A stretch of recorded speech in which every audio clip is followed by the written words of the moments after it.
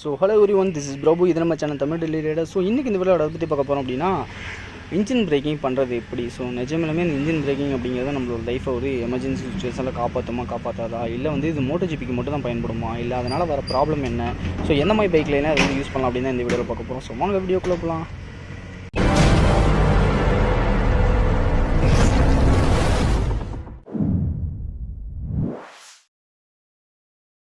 GB இந்த பேரை கேட்டாவே நமக்கு ஃபஸ்ட்டு ஞாபகம் வரக்கூடியது ஸ்பீடு தான். ஸோ ஸ்பீடு மட்டும் கிடையாது, மோட்டோ ஜிபியில் நிறைய ட்ரிக்குக்கும் சொந்தமானது இந்த மோட்டோ ஜிபி. அதிவேகமாக போகக்கூடிய பைக்கை மட்டும் கம்பெனி தயாரிக்கிறதோடு நிறுத்திக்கிறாங்க. ஆனால் நிறைய ட்ரிக்கை கண்டுபிடிக்க நம்ம ரைடர்ஸ் தான். பவர் ஸ்லைடிங், நீ ஸ்லைடிங், எல்போ ஸ்லைடிங்னு எக்கச்சக்கமான ட்ரிக்கை ஒவ்வொரு வருஷமும் ஏதாவது ஒரு ரைடர் கண்டுபிடிச்சிட்டு தான் இருக்காங்க. அப்படி ஒரு இனோவேட்டிவ் திங்க் தான் இந்த இன்ஜின் பிரேக்கிங். மோட்டோ ஜிபியை பொறுத்த வரைக்கும் ரொம்ப முக்கியமான விஷயம் யாரை கேட்டாலும் ஈஸியாக சொல்லிடுவாங்க. அது என்ன அப்படின்னா ஸ்பீடு தான். ஸோ ஸ்பீடை குறைக்காமல் எந்த ஒரு இடத்துலையுமே ட்ராவல் பண்ண தான் ரைடர் அப்படிங்கிறது விரும்புவாங்க. காரணம் என்ன அப்படின்னா உங்களுக்கு ஒவ்வொரு மில்லி செகண்டுமே ரொம்ப முக்கியம். ஆனால் மோட்டோ ஜிபி ட்ராக் ஒன்றும் நேர் ரோடு கிடையாது, ஸ்ட்ரெயிட் லைன் கிடையாது. அவங்க ஈஸியாக வந்து மணிக்கு ஒரு 300 கிலோமீட்டர் வேகத்தில் போகிறதுக்கு அதில் எக்கச்சக்கமான கார்னர்ஸ் கண்டிப்பாக இருக்கும்.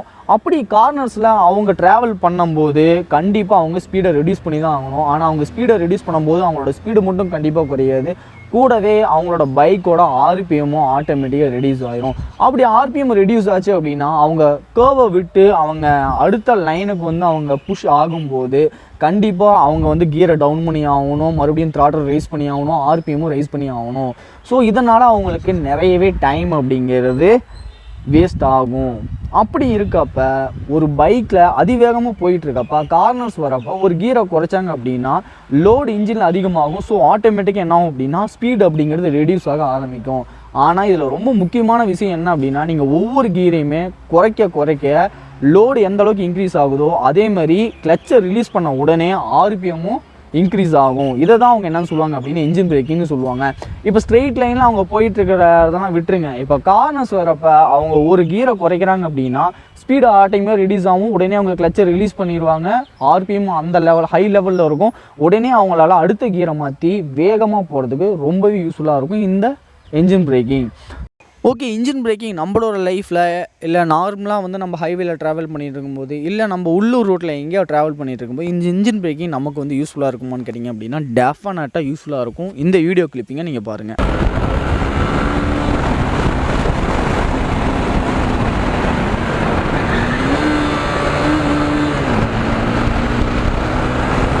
பிரேக்கிங் பெர்ஃபார்மன்ஸ் போராக இருக்கிற எல்லா வெஹிக்கிளையுமே இந்த இன்ஜின் பிரேக்கிங் அப்படிங்கிறது ரொம்பவே யூஸ்ஃபுல்லாக இருக்கும் கண்டிப்பாக.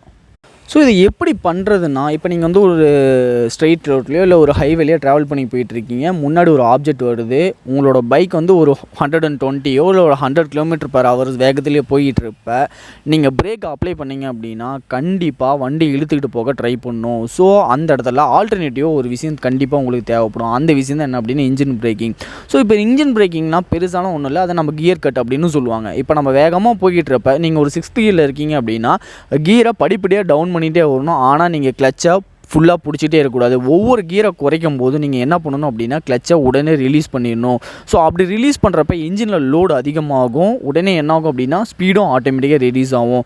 காரணம் என்ன அப்படின்னா எந்த அளவுக்கு நம்ம கியரை ரைஸ் பண்ணிட்டு போகிறோமோ அந்த அளவுக்கு வந்து பைக்கில் டார்க் அப்படிங்கிறது குறையும். எந்த அளவுக்கு நம்ம கியரை ரெடியூஸ் பண்ணிட்டு வரோமோ அந்த அளவுக்கு டார்க் அப்படிங்கிறது இன்ஜினில் அதிகமாகும். ஸோ டார்க் அதிகமாச்சு அப்படின்னாவே இன்ஜினில் லோடு அதிகமாகும். ஸோ நம்மளோட பைக்கோட ஸ்பீடு ஆட்டோமேட்டிக்காக ரெடியூஸ் ஆயிரும்.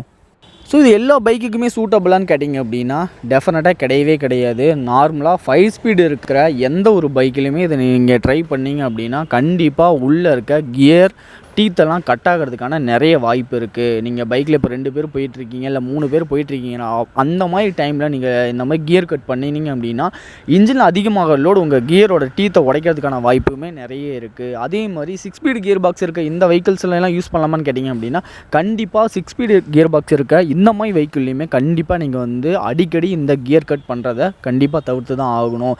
நீங்கள் ஒரே ஒரு விஷயம் உங்கள் பைக்கில் இருக்குது அப்படின்னா கண்டிப்பாக அதை நீங்கள் ட்ரை பண்ணலாம். அது என்ன அப்படின்னா ஸ்லிப்பர் கிளச். கண்டிப்பாங்க. ஸ்லிப்பர் கிளட்ச் இருக்க எந்த வெஹிக்கிளாக இருந்தாலுமே இங்கே தாராளமாக கியர் கட் பண்ணலாம். அதுக்காக வடிவமைக்கப்பட்டது அந்த ஸ்லிப்பர் கிளட்ச் சிஸ்டம். கண்டிப்பாக R15 V3, R15 V4, R15 V4Mன்னு எந்த பைக்கில் நீங்கள் யூஸ் பண்ணிங்கனாலும் சரி, இல்லை ஸ்லிப்பர் கிளட்ச் இருக்க எந்த வெஹிக்கிளை நீங்கள் யூஸ் பண்ணிங்கனாலுமே சரி, உங்களுக்கு கியர் கட் அப்படிங்கிறது 100% சூட்டபுளாக இருக்கும். உங்களோட பிரேக்கோட தேய்மானமும் கண்டிப்பாக குறையும். கண்டிப்பாக எமர்ஜென்சி டைமில் இந்த இன்ஜின் பிரேக்கிங் அப்படிங்கிறது உங்களுக்கு ரொம்ப யூஸ்ஃபுல்லாக இருக்கும்னு நம்புகிறேன். ஸோ இந்த வீடியோ எல்லாத்துக்கும் யூஸ்ஃபுல்லாக இருக்கும். இந்த வீடியோ பிடிச்சிருந்தா லைக் பண்ணுங்கள், ஷேர் பண்ணுங்கள், மறக்காமல் சப்ஸ்கிரைப் பண்ணுங்கள், கூடவே கமெண்ட்டும் பண்ணுங்கள். தேங்க்ஸ் ஃபார் வாட்சிங். See you next video. Stay tuned with Tamil Daily Riders.